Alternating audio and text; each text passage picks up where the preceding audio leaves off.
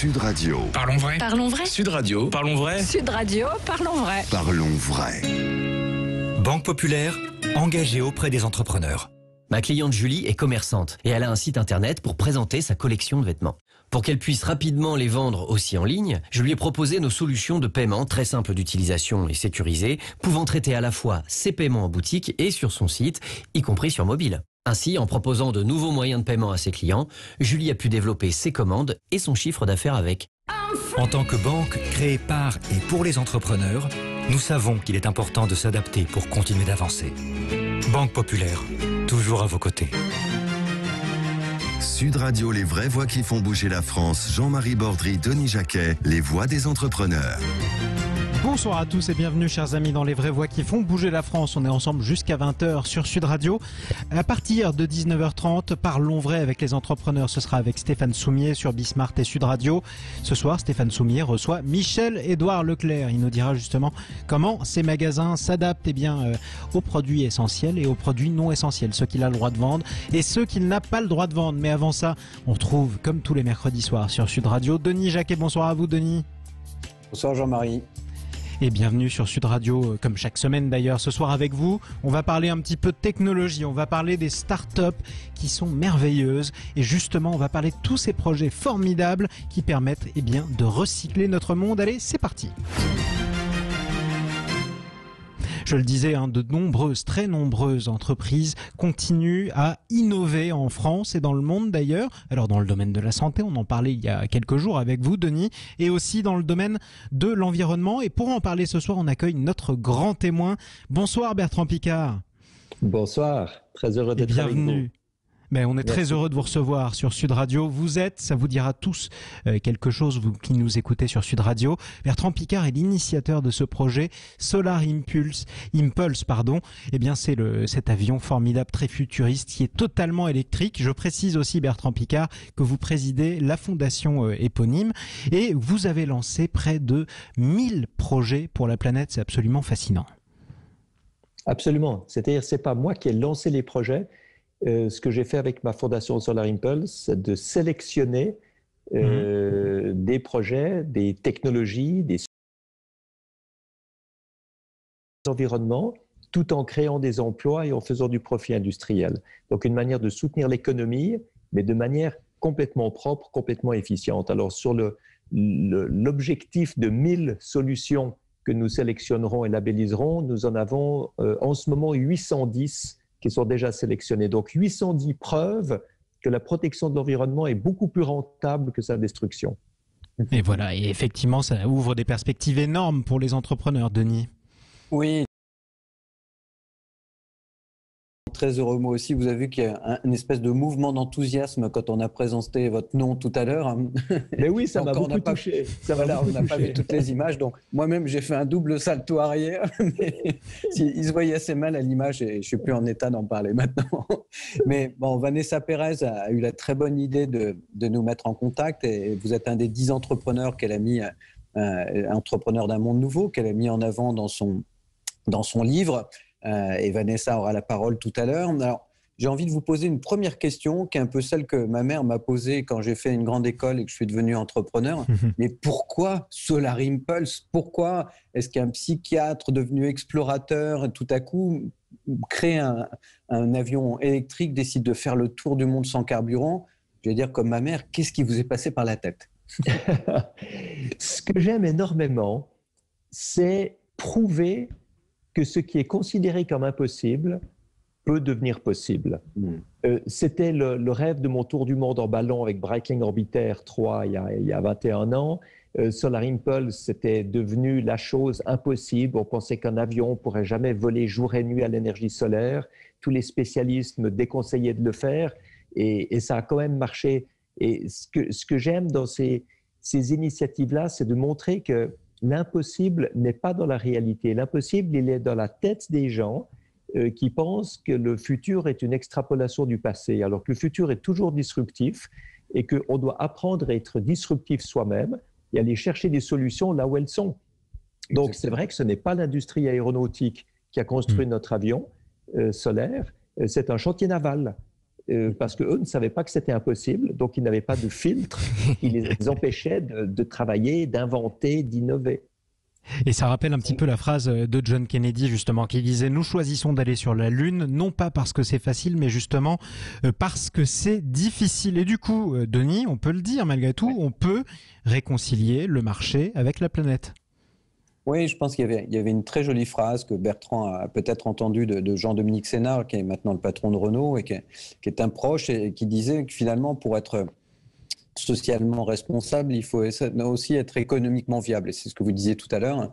Un beau projet qui peut impacter le monde, il doit avoir sa logique et sa dynamique pour fonctionner. Et la deuxième question qui me vient à l'esprit, parce qu'on la pose souvent aux entrepreneurs et on se la pose nous-mêmes souvent, c'est quand on voit le talent qu'on a en Europe, quand on voit les technologies qu'on s'est développées, quand on voit tout ce que vous avez développé, et j'ai entendu plusieurs de vos interviews, vous disiez mais j'ai ramené tellement de choses qu'on pourrait exploiter et faire autant de leaders européens. Qu'est-ce qui bloque Bertrand Piccard aujourd'hui? Ce qui bloque, c'est la paresse, l'immobilisme, la peur du changement, et puis cette manière stupide de s'accrocher au passé en essayant de faire durer un vieux système le plus longtemps possible. Alors, c'est vrai que les innovateurs, les entrepreneurs, c'est ceux qui parlent de changement. Les explorateurs, c'est ceux qui ne sont pas satisfaits, donc ils veulent mieux, plus, ailleurs, différemment. Mais il y a tellement de gens qui ne sont pas des entrepreneurs, pas des explorateurs, pas des pionniers, pas des innovateurs, et ils restent englués dans leur certitude. Donc, une émission comme celle-là, elle est là pas seulement pour dire qu'on peut protéger l'environnement avec des nouvelles technologies propres et plus efficientes ou des énergies renouvelables, mais c'est aussi de dire aux gens, la vie est tellement plus intéressante quand on se remet en question, quand on observe quelles habitudes et quelles certitudes on a acquis et qu'on essaye de faire autrement. C'est ça l'entrepreneur. Et il n'y a pas besoin d'avoir une grande entreprise pour le faire, on peut le faire dans sa famille, on peut le faire même tout seul. Ouais. Et est-ce que vous avez la sensation, alors, qui est un petit peu la mienne, et on a vu il y a environ 3 semaines un garçon que vous connaissez peut-être qui a monté un des projets pour aller dans la stratosphère avec un ballon mu par l'énergie solaire qui s'appelle Zefalto. Et puis on avait il y a une quinzaine de jours un des spécialistes des nanosatellites, on l'appelle parfois le Elon Musk français, et à chaque fois on revient sur la même chose, la Chine, les États-Unis prennent le risque de s'offrir un avenir. Et nous, on ne mise pas sur nos entrepreneurs. Est-ce que vous avez la sensation d'être un peu abandonné du risque par ce qui devrait être une volonté européenne? Je pense qu'effectivement, l'Europe n'a pas cette culture du risque. Aux États-Unis, on n'a pas peur de rater. Donc, on essaye plein de choses et de temps en temps, on rate. Et puis ensuite, on rebondit, on essaye autrement et on va réussir. En Europe, c'est une honte de rater. Et parfois, encore pire, c'est une honte de réussir. Quand quelqu'un réussit, on se dit, mais celui-là, c'est bizarre, qu'est-ce qu'il a fait? Pourquoi est-ce qu'il est tellement connu? Pourquoi est-ce qu'il a tellement réussi? Pourquoi est-ce qu'il a tellement d'argent? Or, aux États-Unis, c'est une évidence. Bien sûr. Qu'il faut réussir. Alors, on devrait remettre un peu au goût du jour cette culture de l'entrepreneur qui n'a pas peur de rater, qui n'a pas peur de réussir, qui est admiré quand il réussit plutôt que montré du doigt. Ouais. Et ça rappelle un petit peu cette phrase célèbre, derrière chaque grande fortune se cache un grand crime, qui est une phrase très célèbre en France justement. Alors Denis Jacquet, Bertrand Piccard, je vous propose qu'on rejoigne tout de suite et avec plaisir sur Sud Radio Vanessa Pérez. Bonsoir à vous. Bonsoir à tous, je ne sais pas si vous m'entendez, oui. On vous entend très bien sur Sud Radio. Et bonsoir à vous Vanessa Pérez. Alors, je précise, on va vous retrouver avec Denis Jacquet assez régulièrement désormais dans les Voix des entrepreneurs sur Sud Radio. Vous êtes d'ailleurs l'auteur de ce livre, Entrepreneur d'un monde nouveau. C'est publié aux éditions Kawa. Et aujourd'hui, vous nous présentez 2 startups de recyclage que vous avez sélectionnées pour nous, qui s'appellent d'une part Too Good To Go et d'autre part Phoenix. Vanessa. Tout à fait, mais peut-être pour commencer, je voulais préciser un petit peu l'objet, qu'est-ce que le gaspillage alimentaire, parce qu'en fait on va parler de start-up qui luttent, ou dis-moi, qui permettent de lutter contre le gaspillage alimentaire. En fait, le gaspillage alimentaire, si on s'en réfère au pacte national anti-gaspi de 2013, eh bien il s'agit, je cite, de toute nourriture. L'étape de la chaîne alimentaire est perdue, jetée ou dégradés. Donc on peut considérer que ce sont les fruits et légumes qui sont hors calibre ou abîmés, dont l'esthétique ne correspondrait pas vraiment aux normes de la vente, mais aussi les pertes dans le processus de production, et Dieu sait qu'elles sont énormes, même s'il y a beaucoup d'efforts qui sont faits à ce sujet. Il s'agit également des produits devenus impropres à la vente, mais non pas à la consommation, eu égard au mécanisme des dates limites, et enfin des surplus d'achat qui font que l'on oublie parfois ce qui est dans notre réfrigérateur et qu'une partie du pack de 12 yaourts à l'ananas ou à la mangue se retrouve à la poubelle au lieu d'être consommée. Donc 2 ou 3 chiffres rapidement, et je vais vous parler de ces 2 pépites. On estime qu'en France, 75% du gaspillage alimentaire est issu des ménages, donc vous, moi, nous, le reste étant issu de l'industrie, de la distribution et de la restauration. Et tenez-vous bien, dernier chiffre, c'est 29 kilos d'aliments jetés par personne et par an en France. Voilà. Donc vous, moi, nous tous, à la maison, on jette 29 kilos de nourriture qui devrait être propre à la consommation, mais tous les ans, on en jette 29 kilos, ce qui est énorme. Exactement, c'est énorme, c'est énorme. Alors, et ça, c'est ce qui n'a pas été gaspillé au moment de la production. Les récoltes qui pourrissent, les transports qui n'arrivent pas à garder la nourriture pendant toute cette période. Enfin, il y a encore beaucoup plus qui est gaspillé, malheureusement. Oui, il y a toute une chaîne du gaspillage. Du coup, Vanessa Pérez, vous avez sélectionné 2 pépites. Exactement. Alors la première, elle s'appelle Too Good To Go. Et si on traduisait, ça serait trop bon pour partir. Donc c'est une start-up qui a été fondée en 2016 par une jeune femme qui s'appelle Lucie Bache, qui a alors 24 ans et qui va faire du gaspillage alimentaire un vrai combat professionnel. Alors Too Good To Go, c'est une application mobile, donc vous l'avez sur votre smartphone, elle est téléchargeable dans les stores et elle met tout simplement en relation des commerçants qui ont des invendus en fin de journée avec des utilisateurs. Alors concrètement, c'est très simple pour les auditeurs qui nous écoutent. Si vous n'avez pas envie d'arpenter, pas cher, vite fait, préparer l'entrepote, si vous avez un petit budget même, ou si vous êtes tout simplement soucieux de faire une bonne action, eh bien vous allez sur votre boutique d'applications, sur Android ou sur iPhone, vous téléchargez l'application sur votre téléphone mobile, vous précisez votre position géographique, et là, l'application va vous proposer une série de commerces partenaires de Too Good To Go qui sont situés près de chez vous. Et selon vos goûts alimentaires, eh bien l'application va vous proposer une série de paniers surprises, parce qu'on appelle ça des paniers surprises, composés des invendus du jour chez des commerçants partenaires qui peuvent être aussi bien des enseignes de distribution, mais aussi des commerces de proximité, comme le boulanger à côté de chez vous, le traiteur chinois ou le traiteur japonais de votre quartier.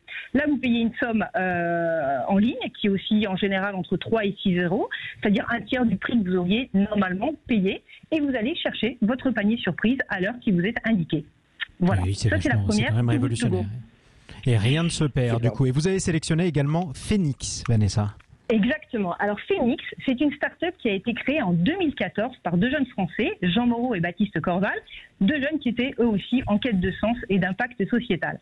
Alors, tout comme Too Good To Go, Phoenix propose de la vente de produits alimentaires invendus en fin de journée sous forme de panier surprise à un prix réduit sur l'appli mobile. Donc jusque-là, tout est identique. L'utilisateur peut personnaliser sa recherche à l'aide des filtres. Alors si vous aimez sans lactose et j'en passe, tout est à votre disposition. Et les paniers coûtent à peu près 50% de moins que leurs homologues et leur contenu évolue chaque jour en fonction des invendus. Mais là où il y a une véritable différence, c'est qu'avec Phoenix, vous avez la possibilité, si vous êtes propriétaire d'un commerce alimentaire, de faire des dons aux associations caritatives. Il faut savoir que Phoenix, oui, complètement, et j'insiste vraiment à tous les propriétaires de commerce alimentaire qui nous écoutent, téléchargez dès que l'émission est terminée l'application, parce que Phoenix est aujourd'hui en partenariat avec plus de 5000 associations sur le plan national. Donc, à tous les commerçants, je renouvelle cette invitation. Et troisième opportunité qu'offre Phoenix, la possibilité pour les commerces de gérer des dons pour l'alimentation animale, donc les fermes, les parcs animaliers, les SPA, en redistribuant les invendus qui ne sont plus consommables par l'homme. Voilà. Et comme ça nous permet de joindre l'utile à l'agréable. On se fait plaisir et en plus on fait plaisir aux autres. En tout cas, c'est passionnant. J'aimerais vous remercier, Vanessa Pérez. On va vous retrouver régulièrement maintenant sur Sud Radio tous les mercredis ou presque. Vous êtes l'auteur par ailleurs de 10 entrepreneurs visionnaires, c'est publié chez Kawa. Vous parlez d'ailleurs de notre grand témoin qui reste avec nous, Bertrand Picard, qui est l'initiateur du projet Solar Impulse. Vous en parlez dans votre livre. Merci Vanessa Pérez d'être intervenue sur Sud Radio. Les voix des entrepreneurs reviennent dans quelques instants sur Sud Radio, toujours avec Denis Jacquet évidemment et notre invité Bertrand Picard. À tout de suite. Sud Radio, les vraies voix qui font bouger la France. Jean-Marie Bordry, Denis Jacquet, les voix des entrepreneurs. Les voix des entrepreneurs, comme tous les mercredis soirs sur Sud Radio, et ce jusqu'à 19h30. Dans quelques instants, avec Denis Jacquet et notre invité Bertrand Piccard, on va recevoir un astronaute. On continue à aller dans le futur, à faire de la science-fiction sur Sud Radio. Ce sera Jean-François Clairvoy. C'est un astronaute, c'est un des recordmen mondiaux du nombre de sorties dans l'espace. Il préside aujourd'hui R0G. Auparavant, Denis Jacquet et puis Bertrand Piccard, qui est toujours avec nous, notre grand témoin et initiateur du projet Solar Impulse. J'aimerais quand même qu'on revienne sur les deux petites pépites. Ces deux startups de recyclage justement contre le gaspillage alimentaire que nous a présenté Vanessa Pérez, c'est quand même assez fascinant, hein, Denis. Mais c'est fascinant, ouais. C'est exactement le genre de solution que la Fondation Solar Impulse labellise. Voilà. On transmet le dossier à des experts qui attestent le fait que ces solutions marchent, qu'elles sont rentables et qu'elles sont capables de protéger l'environnement. Et c'est vraiment une manière de montrer que la protection de l'environnement maintenant, c'est un débouché économique. C'est ça qui crée des emplois. On devient plus efficient, on lutte contre le gaspillage. Et il faut arrêter maintenant de regarder ce vieux monde inefficient d'avant le Covid et voir que maintenant, ce qu'on doit construire, c'est quelque chose d'efficient et qui est basé sur toutes ces technologies que les startups ont l'intelligence de nous amener. Et il faut avoir le courage aussi d'investir dans ces startups de manière à ce qu'elles puissent se développer. Bertrand, justement, Vanessa a manqué un petit peu de temps pour nous dire, c'est 18 millions de repas rien qu'en France sauvés en 2019 avec ce projet. Si aujourd'hui j'ai envie de faire labelliser mon projet par la fondation de Bertrand Piccard, pour les auditeurs qui nous écoutent et qui ont un projet, comment je fais ? Alors, vous devez être un entrepreneur qui a une entreprise. Ça ne peut pas être des idées données par des individus, même s'ils sont géniaux. Donc, ça doit être une entreprise qui soumet sur le site solarimpulse.com un dossier. Et ce dossier doit être rempli. C'est un certain travail. Il faut une demi-journée à peu près pour remplir un dossier comme ça. Mais nos équipes sont là pour aider les entrepreneurs. Et ensuite, le dossier est confié à 2 de notre groupe de 420 experts. Et ces 2 experts vont analyser, rendre leur verdict. Et si le verdict est positif, à ce moment-là, la solution reçoit le label Fondation Solar Impulse, solution efficiente. Fantastique. Et comme ça permet de montrer que ça marche et que c'est efficace. Les amis, je vous propose de peser un tout petit peu moins lourd tout de suite. On part en apesanteur sur Sud Radio et on accueille notre deuxième invité, Jean-François Clairvoy. Bonsoir à vous. Bonsoir à tous. Et bienvenue sur Sud Radio. On est très heureux de vous recevoir ce soir. Vous êtes astronaute, je le disais, un des recordmen du nombre de sorties dans l'espace et vous présidez surtout aujourd'hui R0G. C'est quoi R0G ? R0G, c'est l'activité qui consiste à placer un avion sur un arc orbital terrestre, mais comme il vole dans l'atmosphère, il y a un pilotage particulier pour lui faire croire qu'il est dans le vide. Et pendant des périodes de presque une demi-minute, on recrée la vraie apesanteur. Ce n'est pas une simulation, on place littéralement l'avion en apesanteur et en gardant un peu de portance sur les ailes, c'est un petit peu technique, mais on peut recréer dans la cabine aussi le champ gravitationnel réduit qui règne sur la Lune, sur Mars ou tout autre corps céleste. Donc c'est un laboratoire volant, il sert à la recherche avant tout, mais on a quelques vols ouverts au public qui payent et les marges financières de ces vols privés sont intégralement reversées au vol de recherche. Ça dure combien de temps l'expérience justement ? Quand on est en apesanteur pendant le vol à peu près ? Pour un vol privé, vous cumulez à peu près 1 minute de gravité lunaire, 35 secondes de gravité martienne et presque 5 minutes d'apesanteur, mais en plusieurs tranches individuelles, en plusieurs tranches. C'est incroyable. En faisant une figure, j'essaye de la faire imaginer parce qu'on est à la radio, donc on n'a pas d'image. Mais en gros, on fait une espèce de... L'avion décrit une espèce de U inversé, on est d'accord ? Il monte très fort. Il décrit des montagnes russes. Bertrand l'avait vu. Voilà, à l'intérieur de l'avion, il n'y a pas de hublot, vous ne voyez rien. Vous ne sentez pas que l'avion cabre le nez vers le haut, puis vers le bas. Vous vous sentez peser normalement sur le plancher, puis d'un seul coup peser très lourd pendant 20 secondes, et puis d'un seul coup votre poids disparaît et vous flottez dans la cabine pendant 22-23 secondes. Alors je peux confirmer que c'est une expérience fantastique, Jean-François, et je te remercie de faire profiter de cette expérience-là autant de monde. Effectivement, c'est absolument incroyable. C'est un rêve en plus de gosse. On a tous fait des montagnes russes au parc d'attractions, mais ça n'a rien à voir. Vous flottez, vous êtes encore pas très loin de la Terre, dans l'atmosphère, mais vous flottez comme si vous étiez dans l'espace. Et pour le coup, en plus, ça permet de faire d'une part des expériences scientifiques, Denis Jacquet, ça permet aussi de l'ouvrir au public. Oui, alors c'est ça qui est fantastique. D'abord, Jean-François fait rimer, ce qui est quand même assez rare, gravité et légèreté. Donc, c'est pas vraiment deux mots qu'on associe ensemble régulièrement. Donc, celle-là, je pouvais pas la rater. Et puis surtout, Jean-François, on se connaît depuis très peu de temps et j'ai appris que Bertrand et vous vous connaissiez bien. Donc, je pense que vous partagez tellement de passion et d'envie commune, mais il y en a une, puisque c'est un peu le sujet ce soir aussi, c'est celui de l'anti-gaspillage. Parce que Jean-François, quand on se parlait pour préparer Day One il y a quelque temps, vous me disiez, mais finalement, si le monde était comme une cabine spatiale, on recyclerait tout. Est-ce que vous pouvez nous donner quelques exemples de ça ?